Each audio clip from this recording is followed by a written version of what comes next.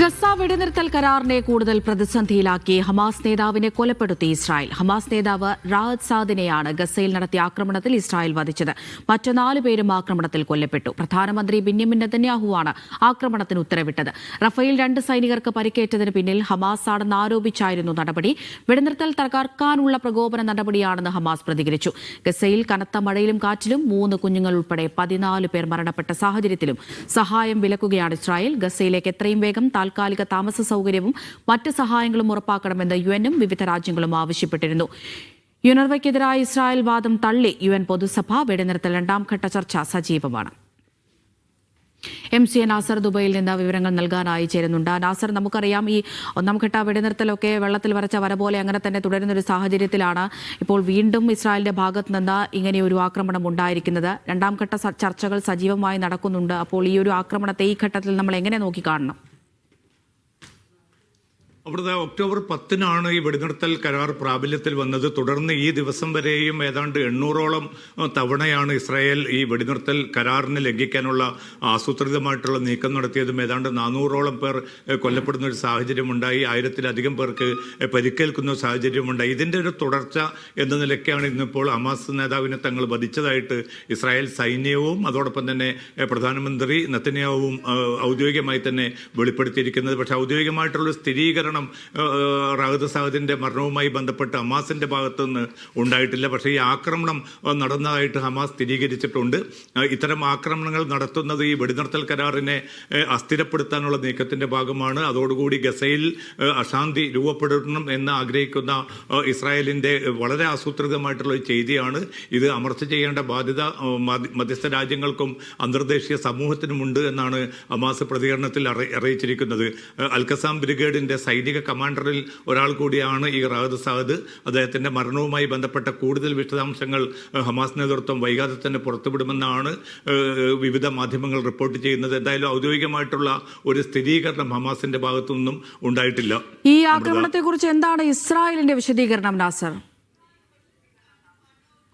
Israel പ്രധാനമന്ത്രി Benjamin Netanyahu അതോടൊപ്പം തന്നെ സൈനിക മേധാവി ഉൾപ്പെടെയുള്ളവർ, അതോടൊപ്പം തന്നെ പ്രതിരോധ മന്ത്രി ഇസ്രായേൽ കാറ്റ്സ് ഉൾപ്പെടെയുള്ളവർ ഔദ്യോഗികമായി തന്നെ വെളിപ്പെടുത്തിയിരിക്കുന്നു. കാരണം ഇന്ന് രാവിലെ 2 സൈനികർക്ക് ഗസയിലെ റഫേൽ പരിക്കേറ്റ ഒരു സംഭവം ഉണ്ടായിരുന്നു. ഈ 2 പേർക്ക് പരിക്കേറ്റത് സ്ഫോടക വസ്തു പൊട്ടിത്തെറിച്ചാണ്. സ്വാഭാവികമായിട്ട് നേരത്തെ ഉള്ള നീണ്ടകാലം ഒരു യുദ്ധം നടന്നതുകൊണ്ട് തന്നെ പൊട്ടാത്ത നിരവധി ബോംബുകളുണ്ട്. ഈ ബോംബുകൾ ഏതെങ്കിലും പൊട്ടിത്തെറിച്ചതായിരിക്കാം കാരണമെന്നാണ് അനുമാനിക്കപ്പെടുന്നത്. വിവിധ റിപ്പോർട്ടുകൾ അങ്ങനെ പുറത്തു വരുന്നുണ്ട്. പക്ഷേ ഇത് ഹമാസ് നേതൃത്വം അവർ വീണ്ടും ശക്തിയാർജിക്കുന്നതിൻ്റെ ഭാഗമായിട്ട് ഇസ്രായേൽ സൈനികരെ ലക്ഷ്യം വെച്ച് ആക്രമണം നടത്തി എന്നാണ് ഇസ്രായേൽ സൈനിക നേതൃത്വം വിശദീകരിക്കുന്നത്. അതിനുള്ള തിരിച്ചടി എന്ന നിലയ്ക്കാണ് റാഅദ് സാദിനെ കൊലപ്പെടുത്താനുള്ള തീരുമാനം തങ്ങൾ കൈക്കൊണ്ടത് എന്നാണ് നെതന്യാഹുവും അതോടൊപ്പം തന്നെ ഇസ്രായേൽ കാറ്റ്സും വിശദീകരിക്കുന്നത്. അതിൻ്റെ ഭാഗമായിട്ടാണ് ആക്രമണം നടത്തുകയും ഈ സൈനിക കമാൻഡറെ വധിക്കുകയും ചെയ്തു എന്ന് നെതന്യാഹുവും അതോടൊപ്പം തന്നെ ഇസ്രായേൽ കാറ്റ്സും അവകാശപ്പെടുന്നുണ്ട്. പക്ഷേ ഔദ്യോഗികമായിട്ട് ഹമാസിന്റെ ഭാഗത്തു നിന്നുള്ള ഒരു സ്ഥിരീകരണമാണ് ഇനി ഇതുമായി ബന്ധപ്പെട്ട് വരാനുള്ളത്. അമൃത, നാസർ, നമുക്കറിയാം ഈ വെടിനിർത്തൽ ധാരണകളുടെ നഗ്നമായ ലംഘനമാണ് ഇസ്രായേലിന്റെ ഭാഗത്ത് നിന്ന് വന്നുകൊണ്ടിരിക്കുന്നത്. ഇക്കഴിഞ്ഞ ദിവസങ്ങളിലൊക്കെ അത് നമ്മൾ കാണുന്നതുമാണ്. ഗസയിൽ അവിടുത്തെ ആ ആക്രമണം, അവിടുത്തെ അവസ്ഥയൊക്കെ നമ്മൾ കാണുന്നതുമാണ്. അപ്പോൾ ലോകരാഷ്ട്രങ്ങളുടെ ഭാഗത്ത് നിന്ന് ഇടപെടലുകൾ ഒന്നും തന്നെ ഉണ്ടാകുന്നില്ല എന്നാണോ? അവിടുത്തെ ശക്തമായിട്ടുള്ളൊരു ഇടപെടൽ ഇനിയും ഉണ്ടാകുന്നില്ല. കാരണം മധ്യസ്ഥ രാജ്യങ്ങൾ പരമാവധി അമേരിക്കയെയും അതോടൊപ്പം തന്നെ അന്തർദേശീയ സമൂഹവുമായിട്ട് ആശയവിനിമയം നടത്തുന്നുണ്ട്. കാരണം ഈ അവസ്ഥയിൽ മുന്നോട്ട് പോവുകയാണെങ്കിൽ ഈ വെടിനിർത്തൽ എന്നത് വളരെ അപ്രസക്തമായിട്ടുള്ള ഒന്നായിട്ട് മാറും. ഇതിനെ മുന്നോട്ട് കൊണ്ടുപോയിട്ടില്ല എങ്കിൽ അത് ഗസയിൽ മാത്രമായിരിക്കില്ല, മേഖലയിലേക്ക് കൂടുതൽ ആപൽക്കരമായിട്ടുള്ള പ്രത്യാഘാതങ്ങൾ ഉണ്ടാക്കും. അതുകൊണ്ട് വളരെ ശക്തമായിട്ടുള്ളൊരു ഇടപെടൽ വേണമെന്ന് മധ്യസ്ഥ രാജ്യങ്ങൾ തുർക്കിയും ഈജിപ്തും ഖത്തറും നിരന്തരമായി തന്നെ ആവശ്യപ്പെട്ടുകൊണ്ടിരിക്കുകയാണ്. അറബ് മുസ്ലിം രാജ്യങ്ങളുടെ ഭാഗത്തു നിന്നുള്ള വളരെ ശക്തമായിട്ടുള്ള സമ്മർദ്ദമുണ്ട്. അതോടൊപ്പം തന്നെ ബ്രിട്ടൻ, ജർമ്മനി, ഫ്രാൻസ് ഉൾപ്പെടെയുള്ള രാജ്യങ്ങളും ഈ അവസ്ഥ തുടരുന്നത് നിലവിലുള്ള ഒരു സാഹചര്യത്തിൽ കൂടുതൽ ആപൽക്കരമായിട്ടുള്ള രക്തരൂഷിതമായിട്ടുള്ള അവസ്ഥയിലേക്ക് കൊണ്ടുപോകുമെന്ന മുന്നറിയിപ്പുകൾ നൽകുന്നുണ്ട്. ഇന്നലെ ഇപ്പം UN പൊതുസഭ തന്നെയും വളരെ ശക്തമായിട്ടുള്ളൊരു പ്രമേയം ഇസ്രായേലിന് എതിരെ തന്നെ പാസ്സാക്കിയിട്ടുണ്ട്. അതിൽ ഏറ്റവും വ്യക്തമായിട്ട് പറയുന്നത് ഗസയിലേക്ക് ഈ സഹായ വസ്തുക്കൾ നൽകുന്നത് സംബന്ധിച്ചുള്ള ഒരു നിയന്ത്രണം അത് പൂർണ്ണമായിട്ട് പിൻവലിക്കേണ്ടതുണ്ട്. അതോടൊപ്പം തന്നെ UN ഏജൻസി കൂടിയായിട്ടുള്ള യുനെർവയ്ക്ക് പൂർണ്ണമായിട്ടുള്ള ഒരു അവകാശം നൽകണം. ആ യുനെർവയ്ക്കെതിരെ ഇസ്രായേൽ ഉന്നയിച്ചിരിക്കുന്ന ആരോപണങ്ങളൊന്നും തന്നെ നിലനിൽക്കുന്നതല്ല. ഹമാസിന്റെ ഏതെങ്കിലും അർത്ഥത്തിലുള്ള ഒരു ഇടപെടൽ ഈ UN ഏജൻസിയിൽ ഇല്ല എന്ന് തെളിയിക്കപ്പെട്ടതാണ്. അത്തരമൊരു സാഹചര്യത്തിൽ യുനെർവയ്ക്ക് പൂർണ്ണമായിട്ടുള്ള അധികാരം നൽകിക്കൊണ്ട് ഗസയുടെ എല്ലാ ഭാഗത്തേക്കും ഭക്ഷ്യവസ്തുക്കളും മറ്റ് സഹായങ്ങളും അടിയന്തരമായിട്ട് എത്തിക്കണമെന്നാണ് UN പൊതുസഭ പാസാക്കിയ പ്രമേയത്തിൽ പറയുന്നത്. നമുക്കറിയാൻ സാധിക്കും, ഈ ബൈറോൺ കൊടുങ്കാറ്റിനെ തുടർന്ന് വലിയ തോതിലുള്ള പേമാരിയും അതോടൊപ്പം തന്നെ കാറ്റും രൂപപ്പെട്ടത് കൊണ്ടുണ്ടായ വലിയ നാശനഷ്ടങ്ങളുണ്ട്. ഏതാണ്ട് 10,000-കണക്കിന് ടെന്റുകൾ പൂർണ്ണമായിട്ട് തകർന്നുകൊണ്ട് ജനങ്ങൾക്ക് കയറിക്കിടക്കാൻ പോലും ഒരു ഇടമില്ലാത്തൊരവസ്ഥ നിലനിൽക്കുന്നുണ്ട്.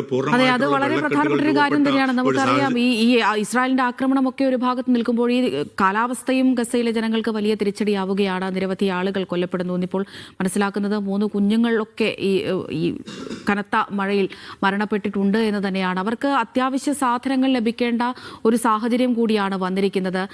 എന്തെങ്കിലും തരത്തിൽ അവശ്യ വസ്തുക്കളൊക്കെ അവിടേക്ക് എത്തുന്നുണ്ടോ നാസർ? നമുക്കറിയാം, ടെന്റുകൾ ഉൾപ്പെടെ നിരവധി ടെന്റുകളൊക്കെ ഈ കനത്ത മഴയിൽ നശിച്ചു പോയിട്ടുണ്ട് എന്നാണല്ലോ അറിയുന്നത്. തീർച്ചയായിട്ടും അമൃത, ഈ പ്രകൃതിക്ഷോഭം വലിയ തോതിലുള്ള ദുരിതമാണ് 10,000-കണക്കിന് മനുഷ്യർക്കിപ്പോൾ നൽകിക്കൊണ്ടിരിക്കുന്നത്. കാരണം നീണ്ട 2 കൊല്ലത്തെ ഏറ്റവും കഠിനമായിട്ടുള്ള വംശഹത്യാ പദ്ധതി, അതിന്റെ തുടർച്ചയായിട്ട് ഈ വെടിനിർത്തലിന്റെ മറവിലും നടന്നുകൊണ്ടിരിക്കുന്ന ക്രൂരമായിട്ടുള്ള ആക്രമണ പരമ്പരകൾ, അതിലൂടെ നിത്യവും നിരവധി മനുഷ്യർ കൊല്ലപ്പെടുന്നു. ഇന്ന് മാത്രം ഇപ്പം റാദ സാദ് ഉൾപ്പെടെ 5 പേർ കൊല്ലപ്പെട്ടതായിട്ടുള്ള റിപ്പോർട്ടുകളാണ് പുറത്തു വരുന്നത്. അത് ഒരു ഭാഗത്ത് നിലനിൽക്കുന്ന ഒരവസ്ഥയിലാണ് പിന്നിട്ട് ഏതാണ്ട് 48 മണിക്കൂറായിട്ട് ഏറ്റവും ശക്തമായിട്ടുള്ള പേമാരിയും അതോടൊപ്പം തന്നെ കാറ്റിനെയും തുടർന്ന് വലിയ തോതിലുള്ള പ്രളയ സമാനമായിട്ടുള്ള ഒരു സാഹചര്യത്തെ ഈ ജനത അഭിമുഖീകരിക്കേണ്ട ഒരവസ്ഥ വന്നുപെട്ടിരിക്കുന്നത്. കാരണം ഈ 2 മാസത്തിലധികം നീണ്ട വെടിനിർത്തലിന്റെ ഘട്ടത്തിൽ പോലും നിത്യവും 600 ട്രക്കുകൾ ഗസയിലേക്ക് അയക്കുമെന്ന് വ്യവസ്ഥ ചെയ്തിട്ട് ആ വ്യവസ്ഥ ഭാഗികമായി പോലും പാലിക്കാൻ ഇസ്രായേൽ നേതൃത്വം തയ്യാറായിട്ടില്ല. ഇപ്പോൾ അന്തർദേശീയ സമൂഹവും ലോകരാജ്യങ്ങളുമൊക്കെ എല്ലാ വിലക്കുകളും മറികടന്നുകൊണ്ട് കൂടുതൽ സഹായ വസ്തുക്കൾ, ഇന്ധനം, മരുന്ന്, വെള്ളം, അതോടൊപ്പം തന്നെ താൽക്കാലികമായിട്ടുള്ള ടെന്റ് സംവിധാനങ്ങൾ എത്രയും പെട്ടെന്ന് എത്തിക്കണം. അതോടൊപ്പം തന്നെ രക്ഷാപ്രവർത്തനത്തിന് ഉതകുന്ന ഉപകരണങ്ങൾ ലഭ്യമാക്കണമെന്നൊക്കെ നിരന്തരമായിട്ട് ആവശ്യപ്പെട്ടുകൊണ്ടിരിക്കുകയാണ്. പക്ഷേ ഇന്നും ഇസ്രായേൽ നേതൃത്വം പറയുന്നത് ഇപ്പോഴുള്ള പരിമിതമായ സ്വഭാവത്തിലുള്ള സൗകര്യങ്ങൾ മാത്രമേ നൽകാൻ സാധിക്കുകയുള്ളൂ. കാരണം ഹമാസിന് അത് അവർ ദുരുപയോഗം ചെയ്യാനുള്ള ഒരു സാധ്യതയുണ്ട് എന്ന് പറഞ്ഞുകൊണ്ട് ഇത് വിലക്കുന്ന അതേ സമീപനം തന്നെയാണ് തുടർന്നുകൊണ്ടിരിക്കുന്നത്. അമൃത നേരത്തെ സൂചിപ്പിച്ചതുപോലെ അന്തർദേശീയ സമൂഹം ആ ഉത്കണ്ഠകൾ പ്രസ്താവനയിലൂടെയും പ്രമേയ അവതരണത്തിലൂടെയും നടത്തുന്നു എന്നതിലപ്പുറം അതിശക്തമായിട്ടുള്ള ഒരു നടപടികൾ കൈക്കൊള്ളാൻ, അല്ലെങ്കിൽ അമേരിക്കയെ മുന്നിൽ നിർത്തിക്കൊണ്ടെങ്കിലും ഇസ്രായേലിനെ അതിനെ പ്രേരിപ്പിക്കാനുള്ള ഒരു ശക്തമായിട്ടുള്ള ഇച്ഛാശക്തിയോടുകൂടിയുള്ള ഒരു നീക്കം ഉണ്ടാകുന്നില്ല എന്നതാണ് ഏറ്റവും ദുഃഖകരമായിട്ടുള്ള അവസ്ഥ. അതുകൊണ്ട് തന്നെ ഈ പ്രകൃതിക്ഷോഭം കൂടി വന്നതോടുകൂടി ലക്ഷക്കണക്കിന് മനുഷ്യരാണ്, ഏതാണ്ട് 8 ലക്ഷം മനുഷ്യരെ അത് ബാധിച്ചു എന്നാണ് UN ഏജൻസികൾ വ്യക്തമാക്കുന്നത്. അത്തരമൊരു സാഹചര്യത്തിൽ ഇവർക്ക് സാന്ത്വനം പകരാനുള്ള നടപടികൾ ഉണ്ടാകുന്നില്ല എന്നത് കൂടുതൽ ദുഃഖകരമായിട്ടുള്ള ഒരു അവസ്ഥയായിട്ട് മാറുകയാണ് ഗസ നിവാസികളെ സംബന്ധിച്ചിടത്തോളം. അമൃത.